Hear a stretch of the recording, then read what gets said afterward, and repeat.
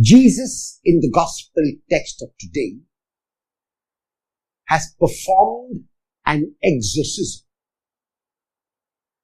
And a person who was unwell has been made whole. There are two responses to this exorcism. One is an accusation against Jesus that he is on the side of Satan, and it is through Satan's power that he is performing the exorcisms. A second response is to ask Jesus for a sign in order to test him. In his response, Jesus refuses to give a sign because even though the people are amazed after the exorcism and this man who was unwell has been made well, they refuse to believe. They attribute to Jesus Satan's power, or they will close their eyes and will not see. In his response, Jesus is very logical and tries to get them to be reasonable when he says he cannot be on the side of Satan if he is casting Satan out.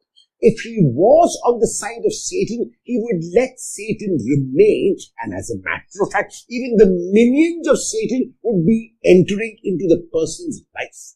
But because Jesus is opposite the side of Satan, which is the side of God, he is able to cast out Satan, and he does cast Satan out. Today in our world, we may not be so taken up with the external possession as it may have been in the time of Jesus. However, there are other demons that can possess each one of us. Those are the demons of selfishness, the demons of self-centeredness, the demons of looking only to my own interest, and the demon of ignoring the needs and the interest of others. In this time and age, we cannot really do that. We have realized more than ever that we are interdependent, not only dependent on each other, but we are interdependent on each other and on nature. And that is why the pain of a brother or sister of mine must become my own pain. And the joy and success of a brother or sister of mine is my own joy and success.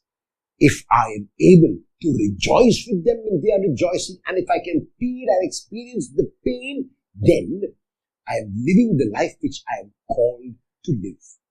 And so we are invited by Jesus to realize that we will show that we are on God's side by being a little less selfless and a little more giving today. How will you show that Jesus has exorcised the demon of selfishness from your heart?